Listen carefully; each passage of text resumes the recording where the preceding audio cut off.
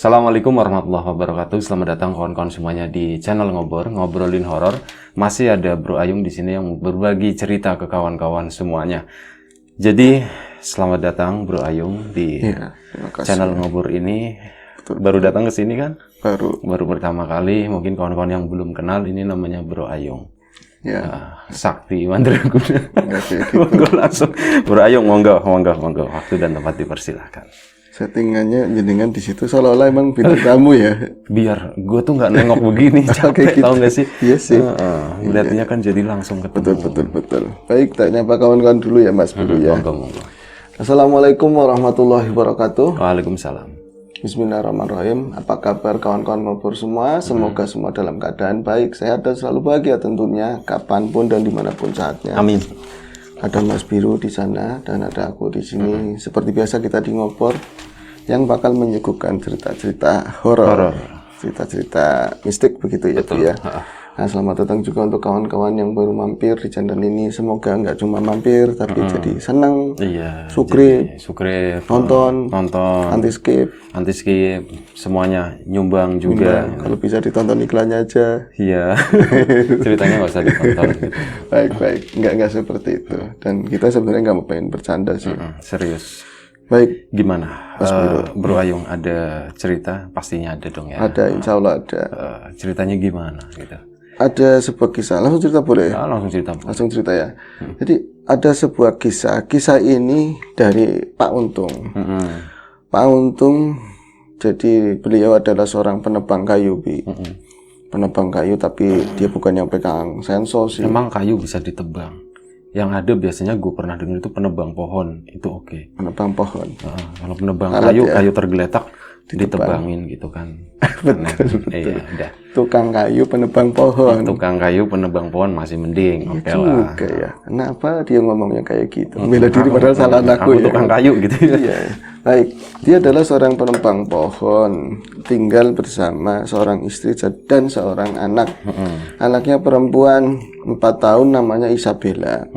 Panggilannya Isah, Bi. Isah manggilnya, enggak Bella. Enggak, Meriang panggil Bella. Oh, dulunya Meriang. Enggak kata mbahnya kan tinggal sama mertua di rumah semi permanen lah, separuhnya ya ada ini batu begitu ya, lepanan apa ya, yang lainnya atau kayu, orang tukang itu kayu. Itu bapaknya kan? Pasti namanya Ami Search. Sama ibunya itu Inka Kristi kayaknya. Betul, anaknya Isabella. Anaknya Isabella. Bisa jadi.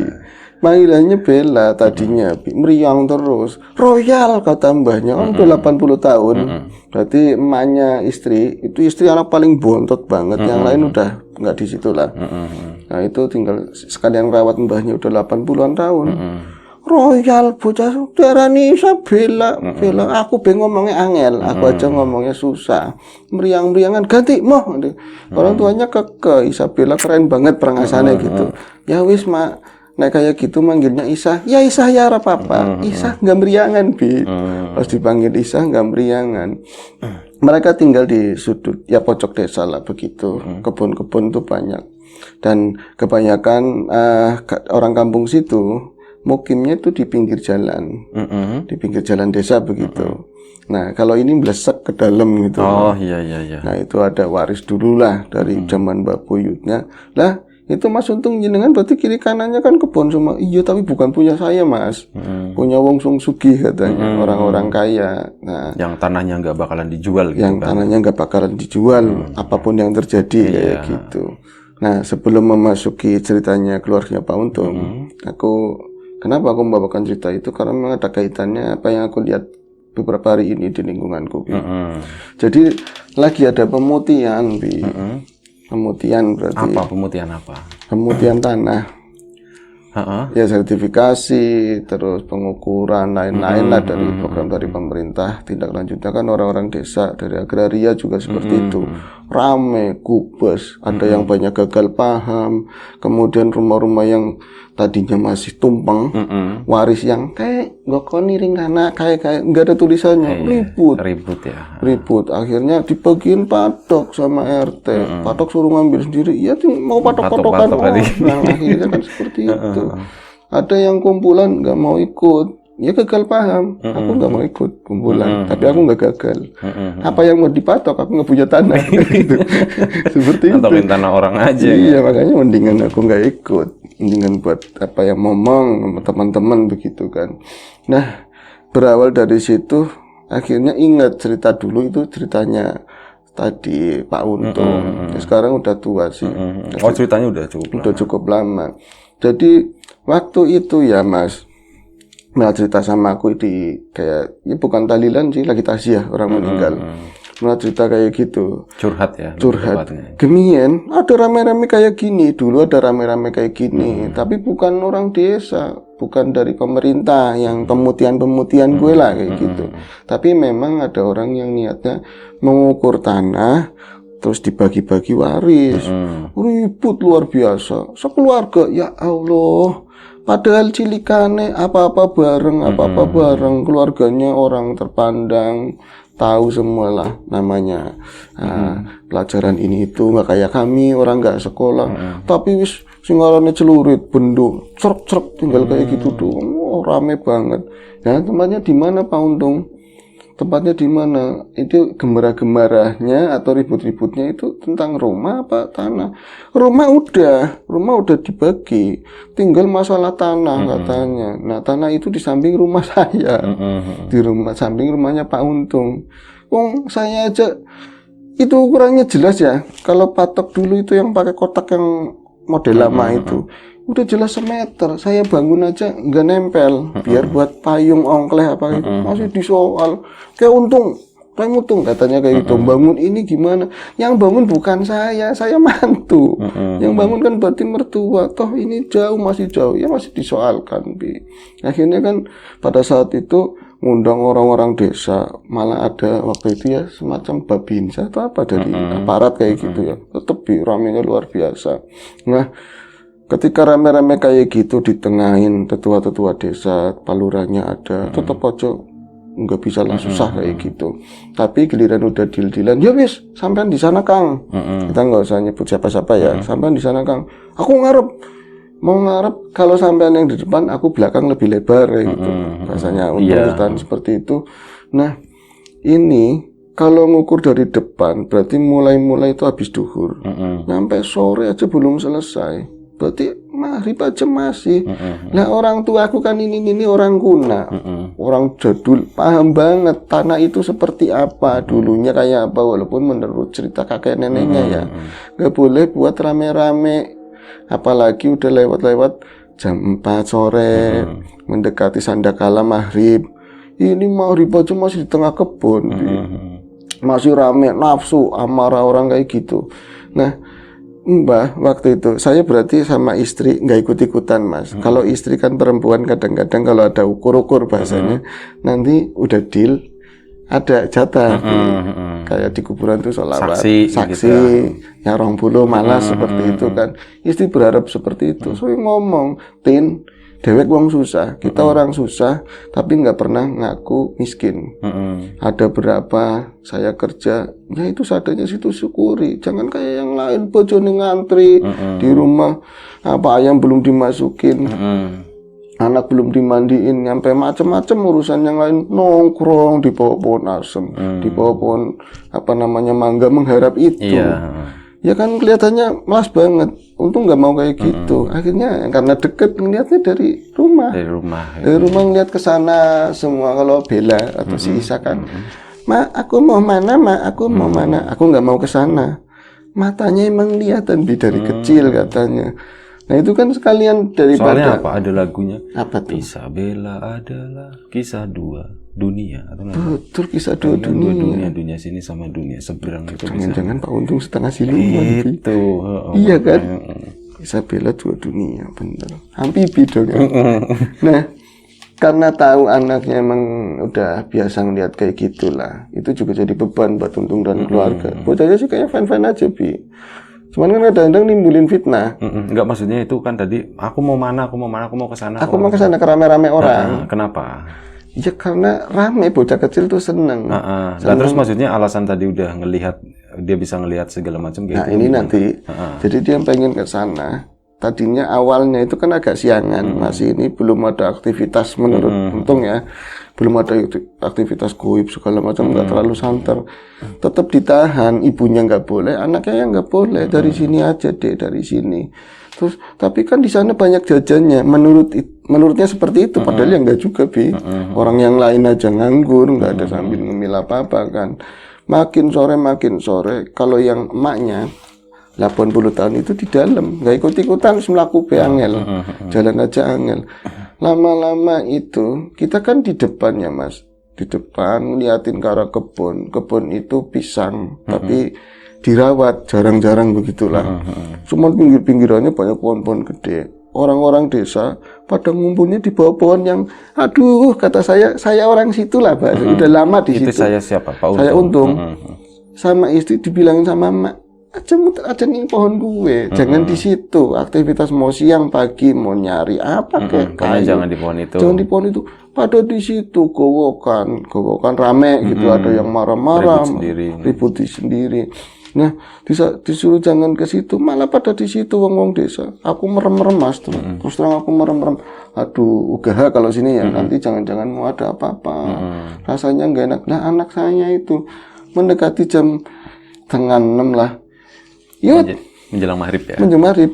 Yud, Mbah ning kana Pak, Mbah di sana. Aku mau ke sana, Mbah ke sana.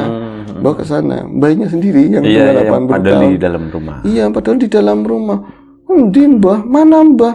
Kok iya Mbah ngapain sih dari sana? Orang-orang kan nontonnya di pohon itu, samping-sampingnya perbatasan. Berarti paling deket lah arah jalan ke sananya. Kalau Mbah keluarnya justru dari kebun kayak gitu. Tuh Mbah, jalannya kan susah ya Pak. Bahasa Jawa, tapi di Indonesia jalannya kan susah, itu susah, tapi kok jalannya enak, kok jalannya bisa kencang, kok nunduk udah kayak gini, tapi makin mendekat ke arah mereka.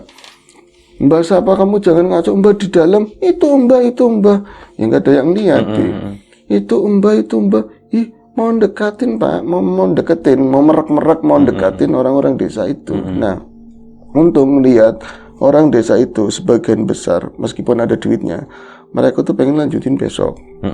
Tapi ada yang paling ngeyel banget perempuan, Bi. Harus sekarang. Harus sekarang, tanggung, oke Pak Lurah, tanggung. Kalau ini nggak disilakan, mumpung wis pada adem kabeh, mumpung udah pada adem semua, itu perempuan belum punya istri, belum punya suami. Ya mungkin staf lah di situ, staf. Bukan ini sih.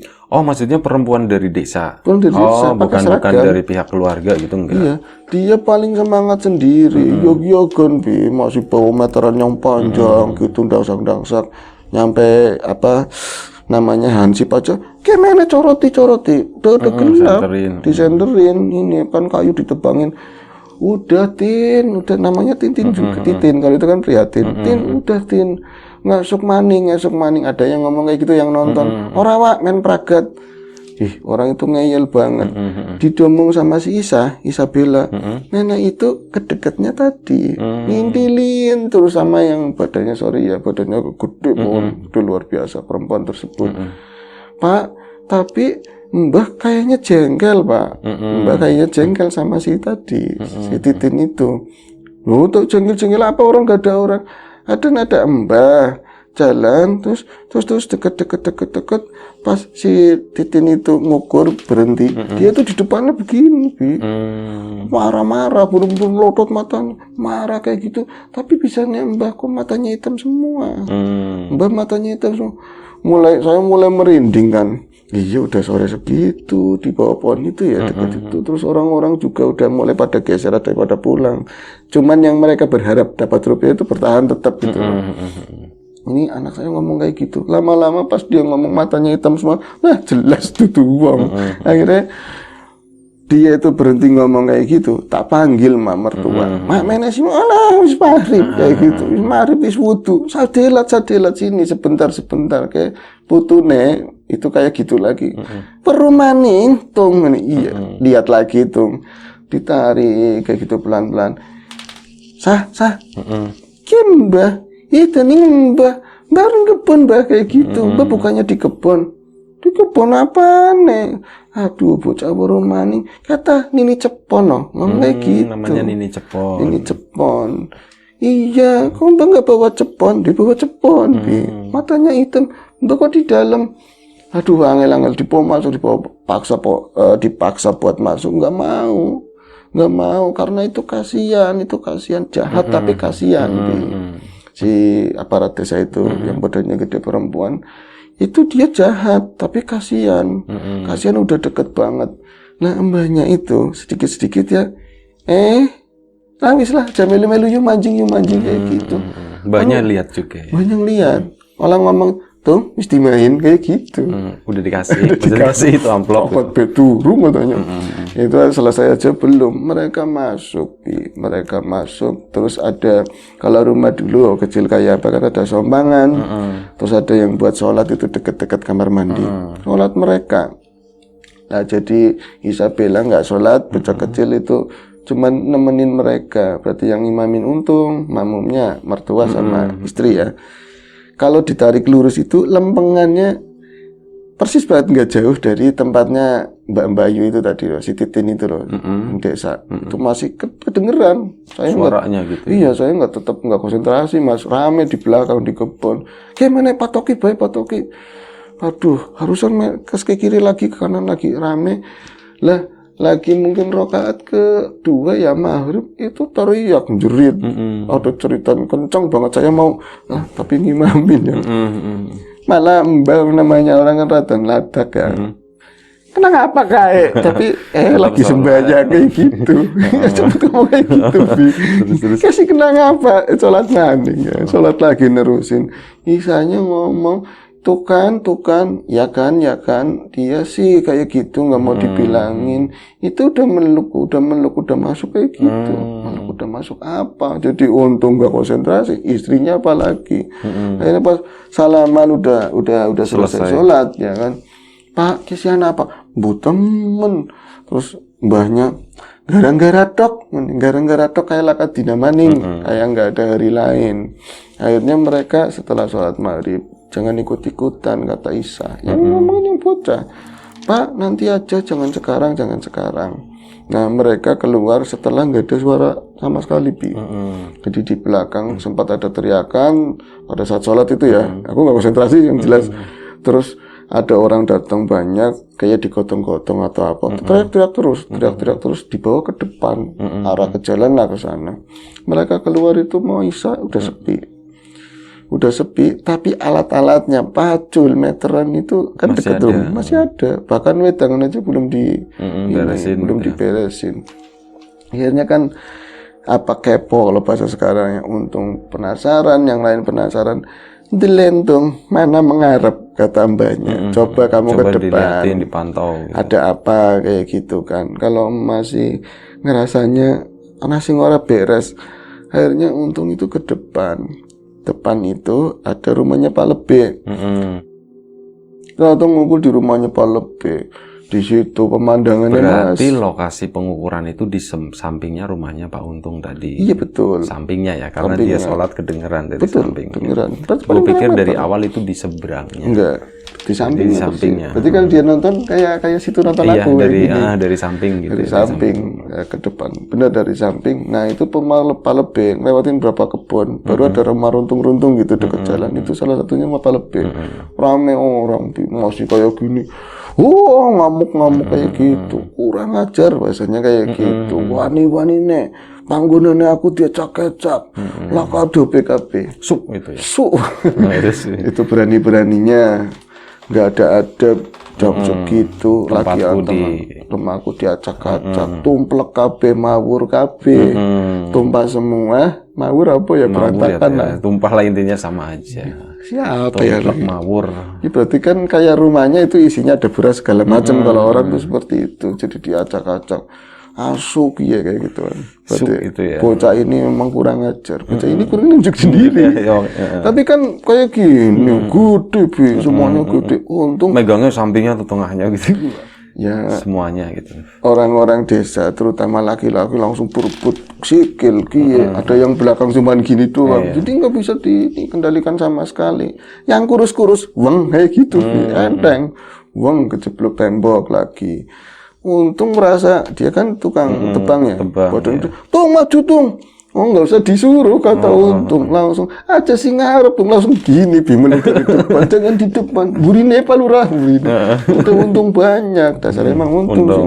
Dari belakang ini leman, memang nggak bisa dikendalikan. Posisinya duduk ya waktu itu. Berdiri, berdiri. cuma dipegangin banyak orang. Di sana yang kayak bisa ngaji atau apa pada ngaji sambil mencekam banget mas. Malah zaman itu kan ya, orang masih belum banyak kayak sekarang. Tapi kedengaran teriakannya kebun dari mana-mana bahkan udah datang semuanya. Hiburan. Cuman kebanyakan bawa bapak, cuman yang latak-latak ibu-ibu itu ya.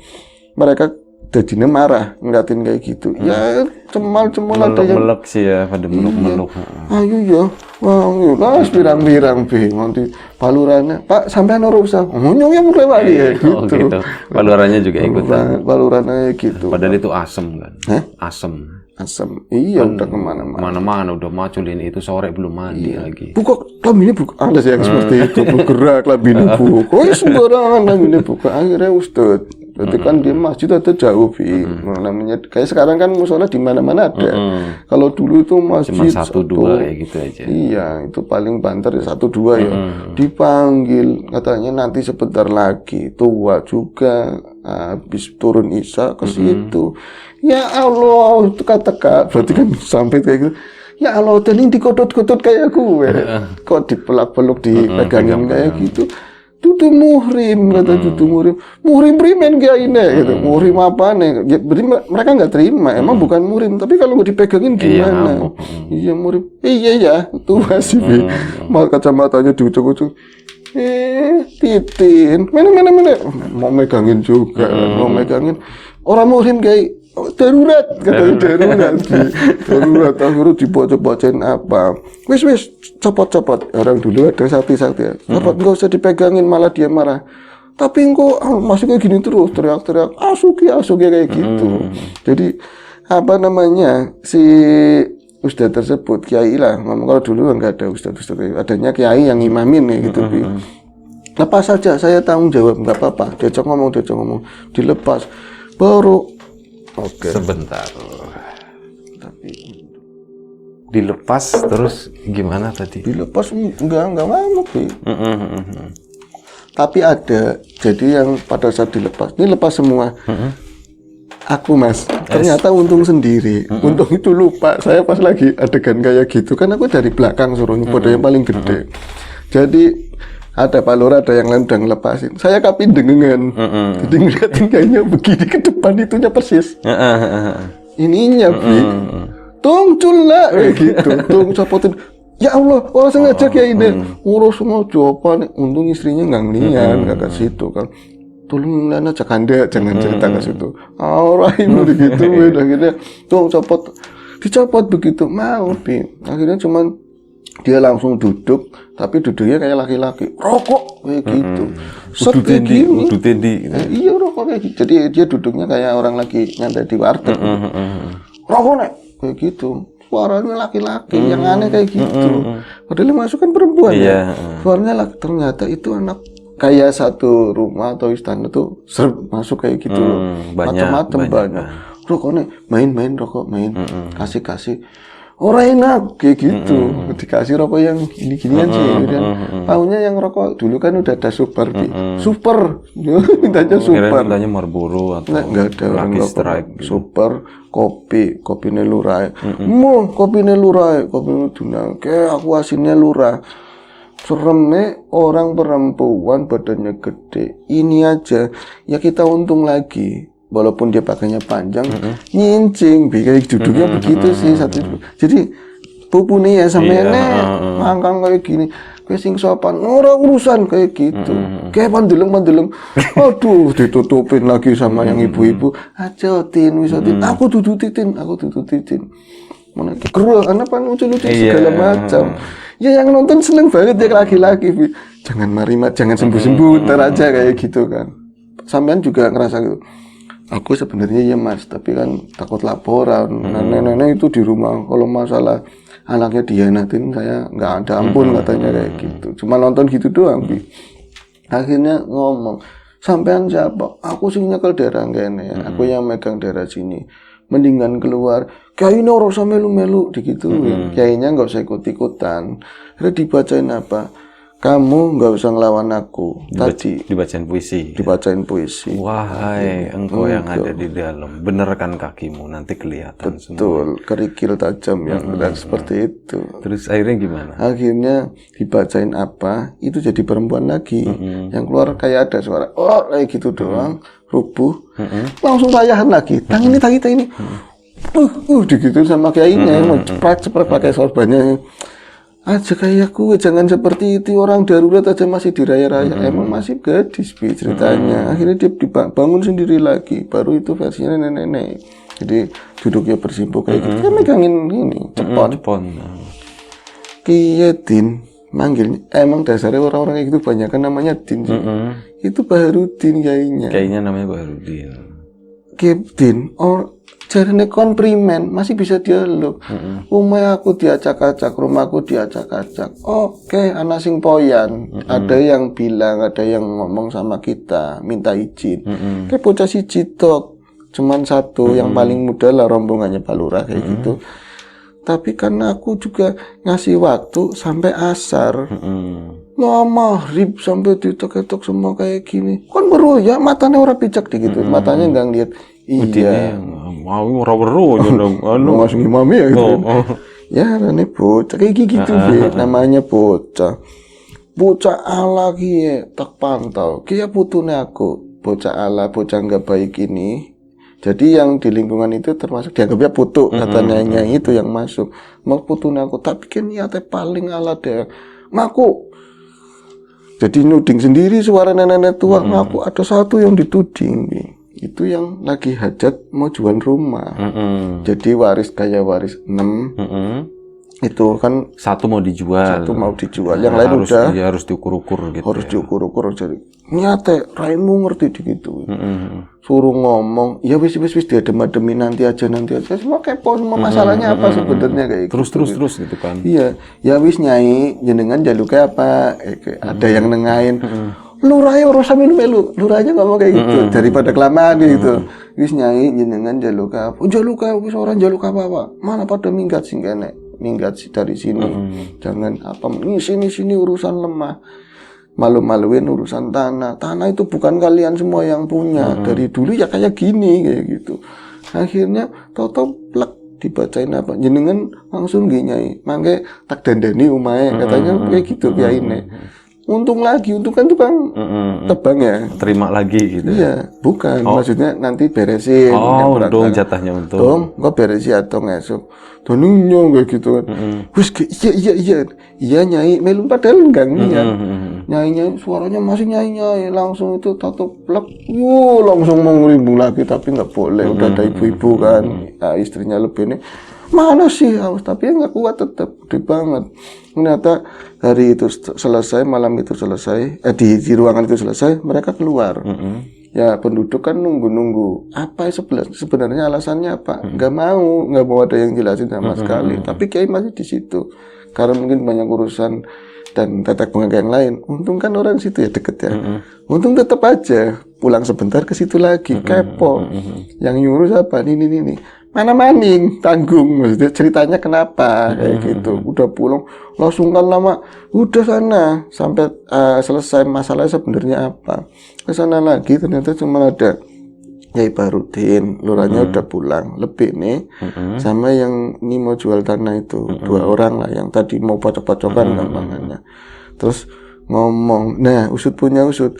Ternyata si perempuan ini, si Titin ini orang desa tadi yang kesurupan, itu calonnya salah satu dari mereka.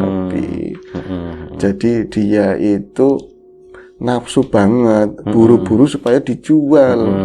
Nanti kan ini jadi punyanya calonnya, waris nikah dapat waris banyak.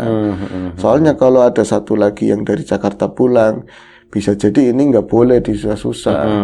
Kabar-kabarnya dari Jakarta besok pulang, makanya malam ini harus selesai. Jadi dia nafsu kayak gitu. Jadi cuman pas di situ untung cuman ngeliatin si tadi Titin nangis dong, Bi, nangis takut kayak gitu. Aku nggak mau ke situ lagi. Nah, Sorry, yang nangis siapa? si Titinnya nangis di ini lah sandarannya, istrinya Pak Lebe. Katanya di sana-sananya dia ngeliat bukan kayak gitu, Bi. Ada istana macam-macam lah, terus diikat di sananya. Aku nggak mau ke situ lagi, balik. Aku mau pulang kayak gitu. Cuman Tom datar Tom, orang bisa nganggo motor katanya. Untung nggak bisa naik motor. Itu akhirnya kan Pan Lebe, jalan lagi nyong. Jangan suami Iya, saya. Nggak boleh suami saya. Akhirnya sama Pak Kiai kan datangnya pakai motor ketua. Untung Pak Kiai juga, Bi. Kemudian diantar. Nah itu Mas, saya pulang ke rumah, ternyata anak saya tiba-tiba itu di luar banget perkiraan. Nah kira udah selesai semua. Nyampe rumah saya cerita sama emak, cerita sama istri saya, anak saya diem aja tumben, dia pucuk segitu rewel ikut ngomong. Itu cuman diem aja. Sah, kuncing nang apa? Kamu sih kenang apa? Suaranya nenek-nenek, Bi. Suaranya nenek-nenek. Mulane aja kayak gue. Kayak gitu, makanya jangan seperti itu. Sini, lemahnya siapa? Gitu. Urusannya nafsu dunia kabeh kayak gitu. Itu ini cepon ngerasuk ke situ. Ini cepon ngerasuk. Pada minggir semua. Sah. Berarti yang berani ngadepin ini versi ini kayak gitu. Nyai, mampir nyai. Pan medang apa digituin sama mertuanya. Ora nginung. Iya. Niki jare ora. Iya. Medang ora nginung iya. Kopinya kue untung, kopinya untung. Bikin lagi nggak mau, akhirnya dikasih bekasannya. Pohon paling ngasih mandat lah ke keluarga mereka. Kayak kalian aja udah adem-adem, nggak usah ikut-ikutan kayak orang-orang Serakah itu. Oke, bocah besok ini anak ini besok jadi bocah hebat katanya kayak gitu ngomongnya sama si Isa. Langsung plek kayak gitu. Terus nih, Pak, yang orang dejak kayak gitu. Jadi dia itu tahu-taunya diem itu semenjak habis sholat itu ya. Mereka pada gosipin macam-macam, jadi ibunya, neneknya, bocah itu masih di sholatan, di pesolatan itu, lengek, jalan ke depan lengek, nah itu nggak ngapa-ngapain. Nah itu untung cerita bisa masuk ke anak saya, suaranya persis banget kayak yang di depan, cuman yang amanatinya baik, nggak tahu sih bangsa seperti itu katanya. Tapi nggak ada penampakan yang macam-macam, Bi. Iya, nggak apa-apa. Ramenya gitu loh. Itu aja sih ceritanya. Oke, terima kasih Bro Ayung. Terima kasih kawan-kawan semuanya di rumah. Kita ambil sesuatu yang positif dari cerita ini, kita buang jauh-jauh sesuatu yang negatif. Doa terbaik dari kita, untuk kawan-kawan semuanya di rumah. Untuk kita juga di sini ya. Sampai jumpa di episode selanjutnya. Ngobrol horor, jaga kesehatan kawan-kawan semuanya. Assalamualaikum warahmatullahi wabarakatuh.